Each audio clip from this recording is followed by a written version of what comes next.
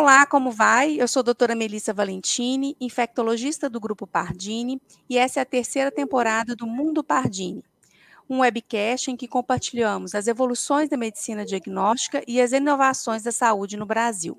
É muito bom ter você nos acompanhando. E nessa terceira temporada, nós teremos várias novidades e excelentes convidados. Inclusive, eu tenho a honra de ser uma das apresentadoras dos episódios. As infecções sexualmente transmissíveis, ou ISTs, são um importante problema de saúde pública, afetando milhões de pessoas anualmente.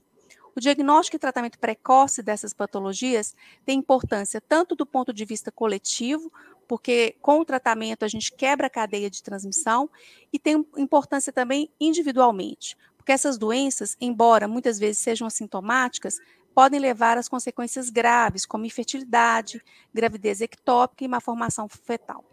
Essas doenças, embora sejam mais prevalentes em algumas populações, elas podem afetar qualquer pessoa que tenha se exposto. E é muito importante que profissionais de saúde e a população estejam informados sobre os principais sintomas, os métodos diagnósticos e tratamento, para que possamos juntos combater essas infecções. Para falar desse assunto, hoje eu tenho o prazer de receber a doutora Karen Mirna Louro Morejon. Doutora Karen é médica infectologista, mestre e doutora em clínica médica. Ela é infectologista do Hospital das Clínicas da Faculdade de Medicina de Ribeirão Preto, da Universidade de São Paulo, a USP, e do Hospital da Unimed de Ribeirão Preto, além de ser membro do Comitê de Imunizações e de HIV da Sociedade Brasileira de Infectologia. Doutora Karen, seja muito bem-vinda ao Mundo Pardini. Muito obrigada por ter aceito o nosso convite. Eu que agradeço esse gentil convite e estou muito honrada de estar aqui com você. Obrigada, Karen. Bom, para a gente começar a nossa conversa, nós duas somos infectologistas e temos clínicas, né, de infectologia. Eu trabalho tanto na rede pública quanto na rede privada, e eu tenho observado algumas mudanças na prevalência das ISTs. Como você tem observado isso na sua prática clínica? Quais as doenças você tem visto que estão mais prevalentes? Existe algum segmento populacional que esteja sendo mais afetado? Melissa, realmente nós temos visto que nos últimos anos, e acredito que não seja exclusividade nossa daqui de Ribeirão Preto ou da nossa região, um aumento de várias infecções sexualmente transmissíveis, né? Como, por exemplo, sífilis, condiloma, né? O HPV, muita gonorreia também, e, infelizmente, muitos casos novos de HIV também. Mesmo naqueles pacientes que usam profilaxia pré-exposição ao HIV, né, que a gente fala tanto disso, né, que hoje a gente tem alguns métodos para a gente prevenir o HIV. E esse é um dos métodos, que é essa prevenção pré-exposição sexual. E alguns pacientes que fazem uso desses medicamentos têm nos relatado e têm apresentado também um aumento de infecção sexualmente transmissível. Claro que não são todos, muitos pacientes que usam esse método preventivo para o HIV acabam melhorando o seu autocuidado, mas alguns pacientes têm apresentado. E não somente esse segmento populacional, né? Outros pacientes jovens também têm apresentado, e te digo mais, pacientes com uma idade mais elevada também sendo infectados, e muitas vezes levando a um retardo desse diagnóstico, porque não se pensa que isso pode ser uma IST nesses pacientes com mais idade. Com certeza, a gente tem visto mesmo pacientes de uma idade mais avançada, já na terceira idade, com alguns diagnósticos, né? Inclusive em propedêuticas de doenças do sistema nervoso central, se descobrirem que essa pessoa em algum momento da vida ter sido infectada por sífilis, e nós temos que fazer o diagnóstico diferencial aí com a neurosífilis, né? Que costuma dar um pouco de trabalho para nós infectologistas, que temos que acompanhar junto com o neurologista. Eu acredito que a pandemia de Covid-19 foi realmente um furacão nas nossas vidas, especialmente como infectologistas, né? Mas, como toda guerra, a gente sempre tem muitos ensinamentos e muita evolução. Foram tempos muito difíceis, principalmente quando a gente fala nas atividades preventivas e mesmo curativas associadas às outras doenças. Mas, ao mesmo tempo, a gente teve um desenvolvimento das outras áreas, né, como a biologia molecular. Aqui no Pardini, para a gente ter uma ideia, até 2020, pré-pandemia, a gente tinha uma capacidade operativa de realização de testes de RT-PCR para doenças infecciosas de cerca de 20 mil testes por mês. No auge da pandemia, em 2021, através da reformulação da área técnica, da automação, a nossa capacidade produtiva ela chegou a 20 mil testes por dia. Tivemos meses que fizemos 150 mil testes, realmente uma capacidade muito grande. E isso agiliza não só a liberação dos exames, como também auxilia na redução dos custos deles, para que a maioria da população tenha realmente acesso a essa metodologia, que é hoje padrão ouro para diagnóstico de muitas doenças infecciosas, inclusive as ISTs. Agora, o que eu vejo, Karen, que apesar do aumento gradativo, o número de testes de biologia molecular para IST, especialmente para clamídia e gonorreia, ele ainda não é muito solicitado. Mesmo os quadros clínicos muito exuberantes, então a gente avalia muitas vezes paciente com retite, proctite, lesões orais, e os médicos não conhecem essa metodologia, não sabem dessa solicitação e não pedem, né? Que seria interessante para a gente porque a gente pudesse ter, inclusive, um rastreamento dessas doenças na nossa população. Como que você vê a perspectiva desses testes e como nós, infectologistas, podemos incentivar a prescrição dos mesmos? Melissa, esse é um ponto assim que me parece bastante relevante dentro da nossa área. Primeiro que a impressão que eu tenho é que muitos médicos desconhecem que esses testes existem, estão disponíveis pela rede privada, falando nesse momento, né? Porque eu acredito que não seja assim amplamente para a área pública, mas na área privada, inclusive, esses exames têm cobertura pelos planos de saúde, mas muita gente não sabe disso.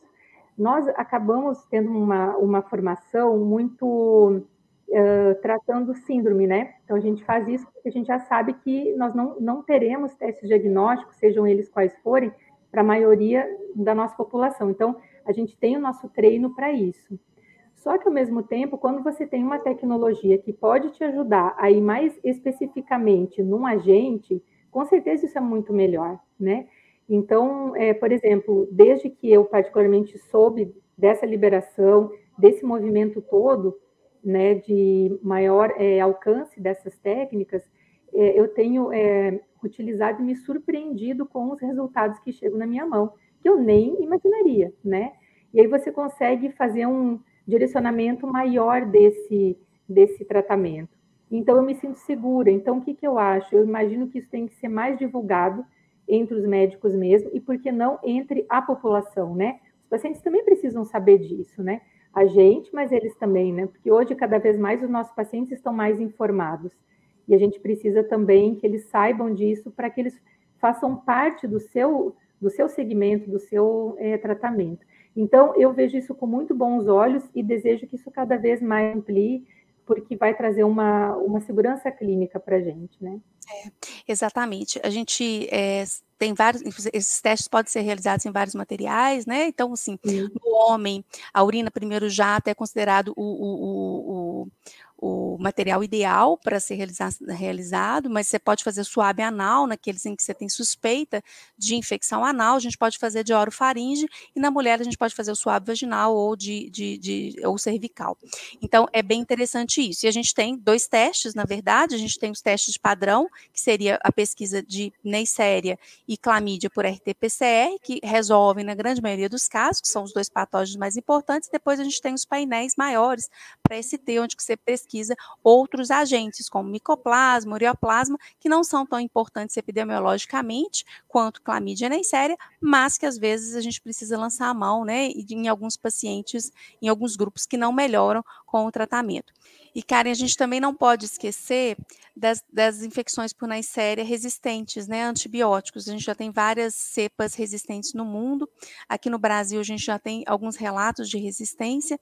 Os testes de biologia molecular não são capazes de avaliarem essa resistência, e nisso a gente precisa da cultura, que é realmente um desafio, né? As culturas de Neisseria, elas são difíceis de serem avaliadas, e um antibiograma mais difícil ainda.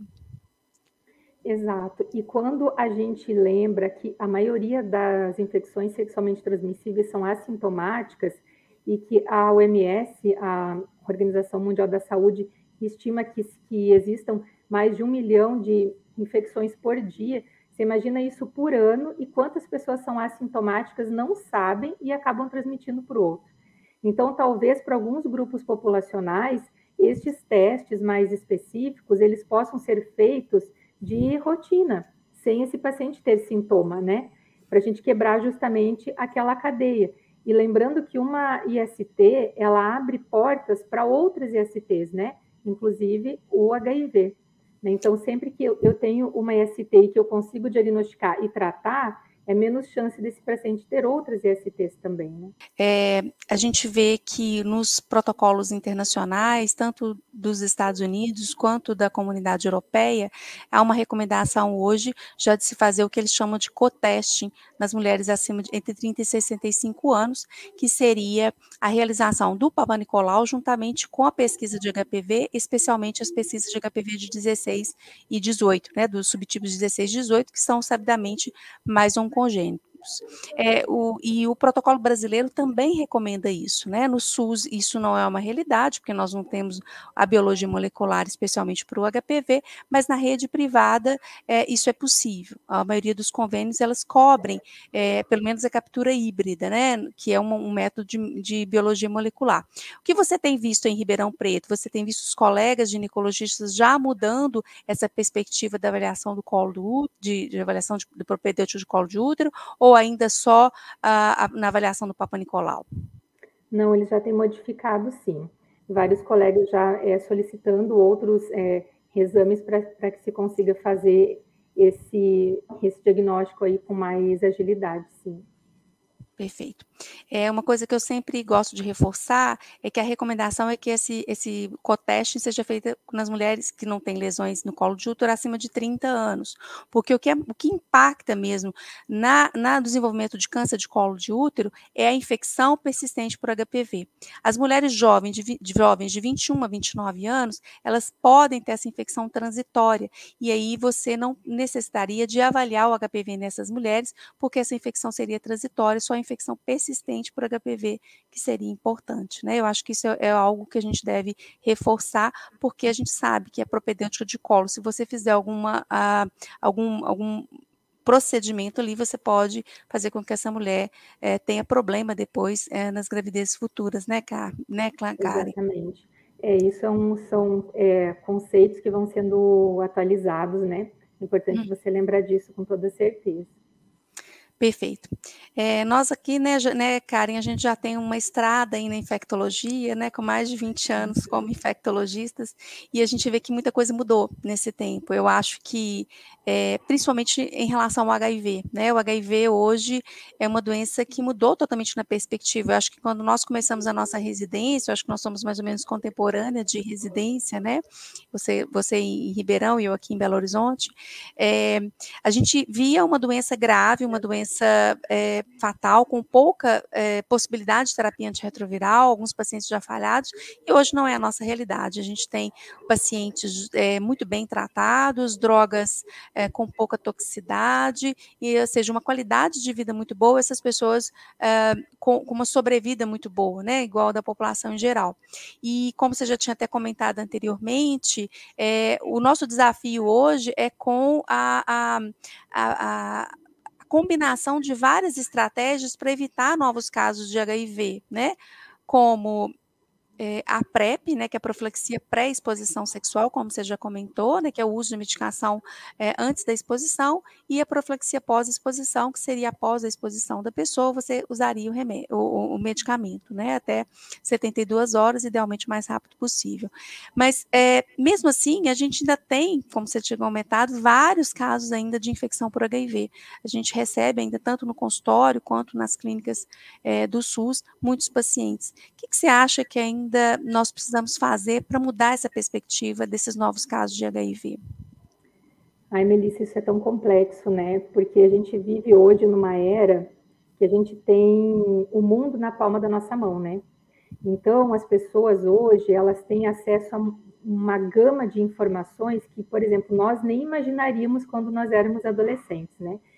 Então, o que faz uma pessoa hoje não ter acesso a essa informação de formas de prevenção, desde preservativo, desde PrEP, desde PEP. Eu não tenho dúvida que falta muito algumas informações chegarem para essas pessoas, né? Não há dúvida quanto a isso. Mas as pessoas não buscam também informação sobre isso, né? Isso é muito claro quando você vai falar sobre PrEP, na minha prática diária, ou mesmo PEP, né, que é a profilaxia pós-exposição, muitos pacientes falam assim, mas eu não sabia que tinha isso. E pessoas jovens, né, de 20, 30 anos, né, abre um parênteses aqui, e não é mentira, tem paciente de 20 e poucos anos que não sabe o que é sífilis, que não sabe o que é HPV, gonorreia, então nem se fala, só vai saber o que é quando tiver algum caso. Então, eu acho que também falta muito, talvez, nas escolas, nas universidades, isso ser falado também, né? Para que essa pessoa não chegue nessa fase adulta sem saber o que é isso, né? Ou como ela vai se prevenir. E voltando ao HIV, são muitas estratégias hoje, né, que nós temos para prevenção, que a gente chama de prevenção combinada, né? Desde a educação dessa pessoa, né, para ela saber o que é isso, para ela se prevenir, a testagem dela, né, sabendo se ela não tem, como ela vai fazer para se prevenir, ou se vier positivo, o que ela tem que fazer. A estratégia da carga viral indetectável, né, de quem tem HIV. Se esse paciente tiver esse vírus totalmente controlado, que a gente chama de indetectável, ele não transmite mais por via sexual, é uma estratégia bastante interessante e bastante útil, né, para várias pessoas. A PrEP, que nós havíamos comentado, né, que muita gente ainda precisa saber mais sobre isso, e hoje a gente tem aquela PrEP sob demanda, ou seja, eu vou usar quando eu vou ter essa relação sexual, e a PEP, que é a profilaxia pós-exposição. Muitos pacientes têm dúvida, né, o que é, aonde consegue, em que cidade consegue, porque não é toda cidade que isso tem. Então, são várias estratégias que a gente pode utilizar para essa prevenção. Então, esses momentos como esse de agora são muito importantes, porque muitas vezes isso chega naquela pessoa que nem sabia disso, né? E é o que eu falo sempre, assim, uma pessoa bem informada significa pelo menos outras duas bem informadas, né? Porque essa pessoa comenta com outra pessoa, com outra, e isso acaba tendo um efeito borboleta, vamos dizer assim, né? De várias pessoas ficarem sabendo daquilo.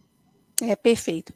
O que eu vejo, por exemplo, principalmente na profilaxia pré-exposição sexual, que seria, né, o uso do antirretroviral, é que a população mais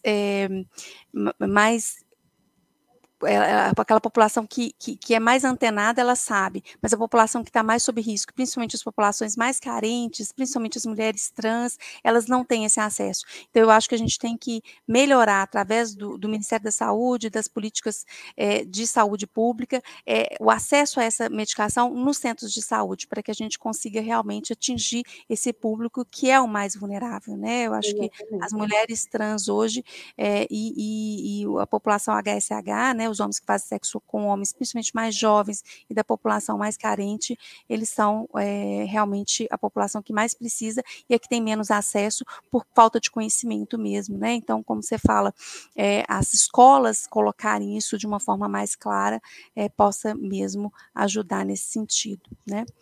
E aí, uma coisa que eu queria comentar também é que, se não bastasse todas as STs que nós já comentamos, nós fomos surpreendidos aí com a varíola dos macacos, que antes a gente colocava como monkeypox, e agora ela é denominada pelo Ministério da Saúde como mpox, pela OMS também, né? Então, a gente viu o Brasil rapidamente, no segundo semestre de 2022, se tornou um dos países com o maior número de casos no mundo, né? Foram mais de 10 mil casos, e se a gente olha as estatísticas desse ano de 2023, de janeiro a março, eu olhei recentemente, foram somente 300 casos confirmados. O que você acha que isso seria uma questão da curva da doença mesmo, que é uma doença com menor infectividade, ou seria uma questão de nós não pensarmos no diagnóstico, já que ela simula várias outras infecções. Melissa, na minha opinião, eu acredito que é um somatório de alguns fatores, né? Principalmente uma curva de redução mesmo, né, de casos, e também eu acredito que alguns pacientes, claro, estão se cuidando um pouco mais. Acho que quando começou aquele auge todo, né, vários pacientes tiveram um cuidado, sim, com isso, né, com aglomeração, né, com muitas exposições, mas também alguns pacientes me relataram particularmente que demoraram para buscar atendimento por vários fatores. Se sentiam constrangidos, não sabiam onde procurar para estar fazendo esses exames. Então, acho que um somatório de várias coisas, e ainda a gente precisa entender um pouco melhor essa questão. O fato é que agora nós temos essa vacina disponível, né, para alguns pacientes. Agora os pacientes HIV positivos, né, que têm CD4 menor do que 200, que são as células de defesa, né, eles estão sendo buscados, vamos dizer assim, pelos serviços para que possam fazer essa vacina, porque são os que mais estão em risco, né, para casos complicados. Perfeito. O que me preocupa muito na mpox é justamente isso, as lesões simulam muitas coisas, né? Então, se é um médico que não está acostumado, que não pensa no diagnóstico, de fazer o diagnóstico, ele pode estar passando desapercebido. Mas eu percebi isso também, os pacientes com muito medo de serem diagnosticados com mpox, num retorno, eles acabaram de retornar do Covid, então, questões até trabalhistas mesmo, porque o isolamento do mpox ele é bem longo, né? São até as lesões todas se reepitelizarem, sair casquinha e a pele de baixo crescer para poder voltar ao acesso à comunidade. Então, assim, muito medo mesmo de procurar assistência nesse sentido, porque seriam mais de 20 dias de afastamento e no período pós-Covid isso seria bastante prejudicial do ponto de vista trabalhista, né, Karen? E você sabe que para o próprio médico que está numa emergência, quantos casos chegavam para a gente assim, é uma alergia, deve ser uma varicela, né? Muitas coisas assim que realmente geram dúvidas diagnósticas, né? E aí você isola esse paciente, colhe o material, isola até que o exame fique pronto, vários dias depois, né? Tem toda essa questão que você falou também, trabalhista, enfim, é bem delicado mesmo. Uma coisa que me preocupa muito, Karen, e que eu tenho visto, eu acredito que você também, é o aumento expressivo dos casos de sífilis, né? E realmente uma epidemia. A gente não, como infectologista, a gente não passa nem um dia praticamente sem prescrever um tratamento de sífilis. E uma coisa que me incomoda muito é a questão da sífilis neonatal, né? O tratamento da sífilis em gestantes. Para mim, isso é o cúmulo da falta de atendimento médico. Nós estamos em 2023 tendo ainda casos congênitos de sífilis, né? Que é uma doença que, teoricamente, nós já dominamos. E a sífilis, ela é difícil também, como outras ISTs, porque, principalmente no secundarismo da sífilis, na fase secundária, nós temos várias lesões diferentes que simulam várias outras coisas. Quantas vezes a gente recebeu o paciente falando, eu estou com alergia de alguma comida, e na verdade era a sífilis secundária, e aquilo vai melhorando, porque melhora e piora, né? Então, a gente precisa realmente pensar, como dizia um professor meu, pensar sifiliticamente, né? Sempre pensar em sífilis em todas as lesões. Mas, voltando ao assunto da sífilis em gestantes, em 2021, o Ministério da Saúde disse que o tratamento, verificou que somente em 81% das gestantes o tratamento tinha sido adequado para a sífilis, né? Com o apoio diagnóstico que nós temos no Brasil, isso é muito, muito grave. Como que você tem visto essa experiência em Ribeirão Preto? Quais são as ações que nós podemos fazer para reduzir essa tragédia? Melissa, o que eu penso, né? Eu costumo falar assim que aqui a nossa cidade, né, é como se fosse uma ilha, né? Então, a gente tem acesso a muitos métodos, a muito atendimento. Então, assim, é bastante interessante como que a saúde pública dessas doenças infecciosas, ela é trabalhada aqui, né? Tem um programa bastante interessante, robusto e muito proativo. em busca dessas gestantes, né? Então, eles fazem todo o acompanhamento pré-natal, enfim. Mas, mesmo assim, muitas escapam, né? Por que elas escapam, né? O que acontece com essa gestante que não busca esse atendimento ou, eventualmente, algum exame não é feito de sífilis ou de outra doença mesmo, né? Na área privada, eu escuto relatos assim de algumas pessoas trazendo assim, mas será que precisa pedir? Não, mas a pessoa já tem um parceiro, né? Então é importante que a gente quebre esse paradigma, né? Porque enquanto infectologista, como você falou, a gente já tem muitos anos de chão, né? Você vê coisas que você não espera. Por exemplo, você acompanha gestante que durante o pré-natal elas eram negativas para as ISTs e na sala de parto você faz um exame bem positivo, né? Assim como a gente tem pessoas que se infectam durante a amamentação, né? Então, aí é um problema muito grave, porque essa mãe está amamentando e pensando no HIV, pode transmitir para essa criança. Então, a gente tem que quebrar aquela coisa assim que não, isso não acontece na família X, Y ou Z. Pode acontecer em qualquer família, em qualquer classe social. Então, isso eu acho que é uma coisa primordial. Então, assim, minha experiência, eu tenho uma experiência positiva com o número de pacientes que fazem esses exames de STs, né? Inclusive no parto, né? Isso é bastante batido, assim, que isso tem que ser feito também, mesmo que ela fez todo o pré-natal. Às vezes chega uma, mas eu fiz tudo, tá tudo certinho, por isso tem que fazer de novo, né? A gente vai fazer porque é a orientação que deve ser feita, né? Então, assim, aqui é uma experiência positiva, mas assim, quando a gente vê esses dados aqui que você colocou, né, que o tratamento foi de apenas 81%, a gente pensa, não, mas 81 é muito, mas para sífilis não é, né, teria que ser muito mais que isso, né. Eu peguei um dado da OMS também, que em 2016 foram mais de 1 milhão de gestantes infectadas. Isso assim, você imagina que deve ser muito mais que isso, né. Então, assim, é um mar de mulheres infectadas e um mar de crianças que podem ter algum desdobramento dessa infecção, né? Então, e que essa criança vai precisar de acompanhamento, cuidados também, então é todo um desdobramento. Então, eu acredito e falo muito assim, eu sempre falo para os meus alunos, quando eu dou aula, assim, um de vocês vai ser gestor e vai lembrar de mim, eu sempre falo para eles. A gente, enquanto gestor de alguma área, se você está gestor ou você é gestor, tem infectologista que se formam para ser gestor, né? E outros são gestores naquele momento, são gestores, né? Então, enquanto você estiver como gestor de uma área tão sensível quanto essa, né? Que você não abra mão das melhores práticas para essa mãe e para essa criança. E lembrar do pré-natal do marido. A gente esquece o marido, né? Na área pública isso é um pouco mais batida, mais assim, já é mais que uma rotina isso, né? Mas na área privada isso não é ainda. E a gente tem que insistir que o pai tem que fazer pré-natal também, ele tem que fazer os seus exames, porque muitos homens estão com alguma doença e não sabem também. E acabam, então, expondo essa gestante e, consequentemente, essa criança também. Perfeito, perfeito. Eu coloco sempre isso, que o pré-natal tem que ser do casal, né?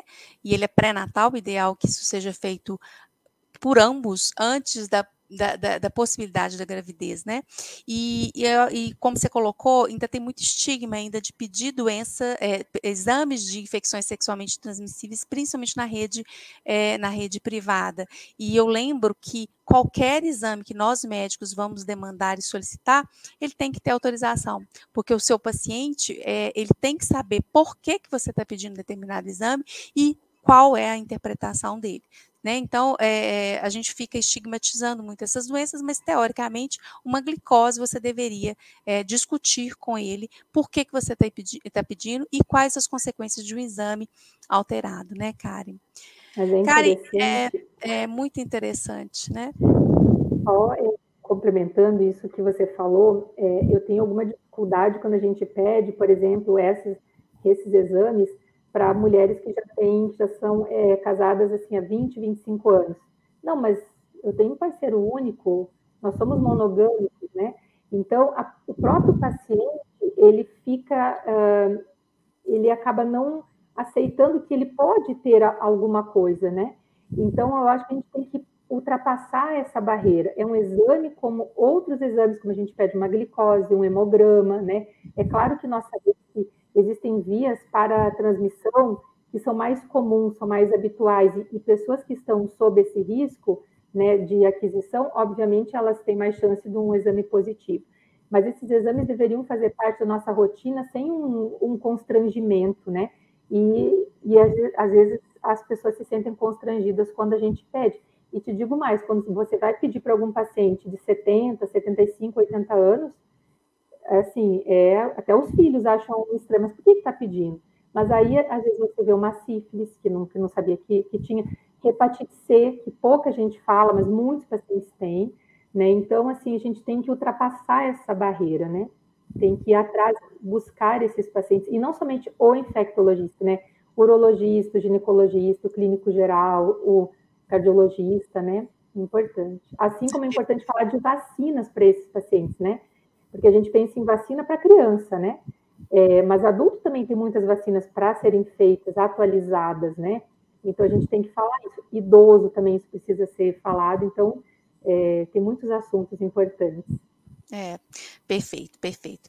A nossa conversa está ótima, Karen. Espero contar com você em outros episódios do Mundo Pardini, foi excelente.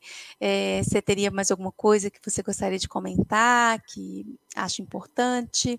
Acho importante, Melissa, assim, só deixar um recado final, né? Que a pessoa ela se perceba como alguém que em algum momento da sua vida esteve em risco, né?